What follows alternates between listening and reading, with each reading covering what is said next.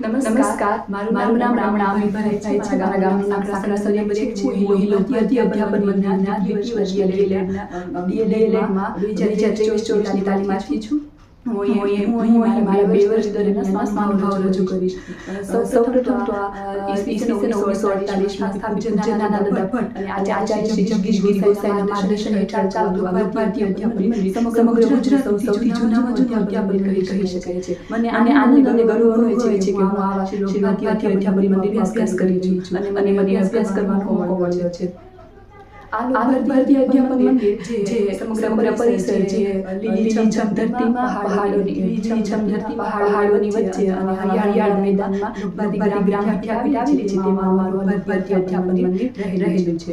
આ ભારતીય અધ્યાપન મંદિરની વિશેષતાઓની વાત કરું સૌપ્રથમ તો અહીંનું ભારતીય અધ્યાપન મંદિર પરિસર. અહીંના અધ્યાપન મંદિરમાં પરિસર વિવિધ વર્ગખંડો જેમાં આરાધના, સ્માર્ટ ક્લાસ જેવા વર્ગખંડો રહેલા છે, જેમાં વર્ગખંડોમાં વિવિધ રૂમો જેવા કે પ્રયોગશાળા જેમાં અમને અવનવા પ્રયોગો કરાવી પ્રવૃત્તિમાં જ્ઞાન આપવામાં આવે છે, પ્રેક્ટિકલ જ્ઞાન આપવામાં આવે છે. આ ઉપરાંત શૈક્ષણિક સાધન સામે પાઠ દરમિયાન ઉપયોગ થાય છે. પુસ્તકાલય ભારતીમાં 60,000 જેટલા પુસ્તકાલયોવાળું પુસ્તકાલય રહેલું છે, જેમાં દર્શક પુસ્તકાલય ઉપલબ્ધ છે. અહીં સાયકો જેમાં વિવિધ મનોવૈજ્ઞાનિક પ્રયોગો કરાવવામાં આવે છે. અહીં આચાર્યશ્રીની ઓફિસ અને વિવિધ અધ્યાપકો સ્ટાફ રૂમો રહેલા છે. અને સૌથી વિશેષતા એ કે અહીંનો ઓપન ક્લાસ જેમાં વિદ્યાર્થીઓ બેઠીને પોતાનું શિક્ષણ કરી શકે છે. આ અધ્યાપન મંદિર પરિસરમાં વિવિધ જીવનલક્ષી શિક્ષણ આપવામાં આવે છે. મૂલ્યલક્ષી કેળવણીના પાઠો શીખવવામાં આવે છે અને મૂલ્યલક્ષી શિક્ષણની અગ્રિમતા થાય છે. અને તાલીમાર્થી 2 વર્ષ દરમિયાન ઘડતર થાય છે. સાથે સાથે મૂલ્યોના પાઠો શીખવાય છે.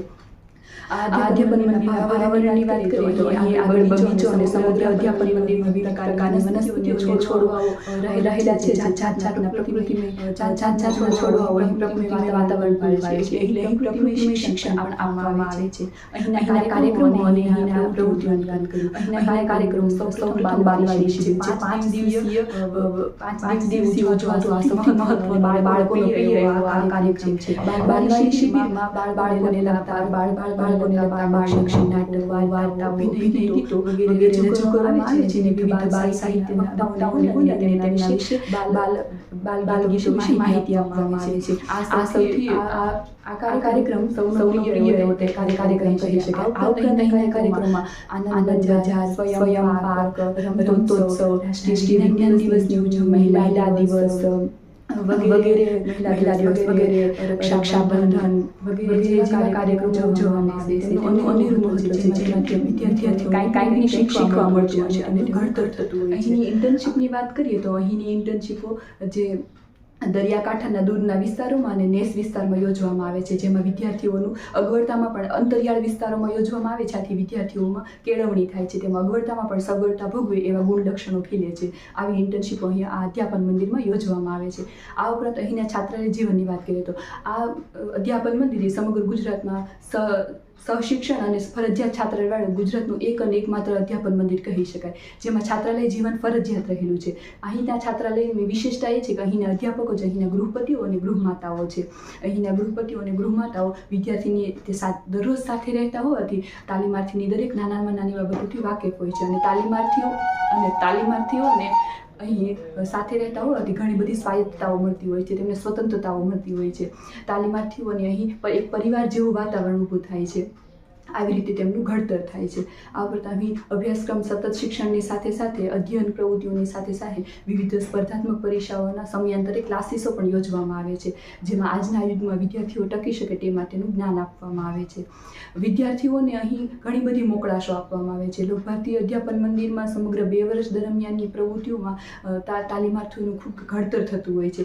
તેમાં યોગ સંમેલન કરાવવામાં આવે છે. તેમાં રોજગારી માટેની પણ ઘણી બધી યોજનાઓ અહીં છે. અહીં બુનિયાદી શિક્ષણ આપવામાં આવે છે. અહીં યજ્ઞાર્થે સફાઈ પણ કરવામાં આવે છે, જેથી તાલીમાર્થીઓ કોઈ પણ બધી બાબતોમાં તેઓ માહિર થઈ જાય છે.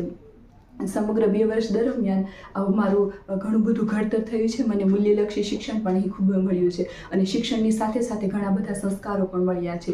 આવી રીતે જો દરેક તાલીમાર્થીઓનું ઘડતર થાય છે તો 2 વર્ષ દરમિયાન મને ખૂબ અહીં અભ્યાસક્રમ કરવાની મજા આવી છે અને અહીં મારું ખૂબ જ ઘડતર થયું છે.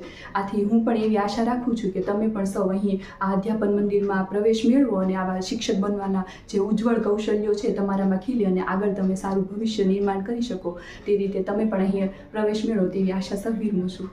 આભાર.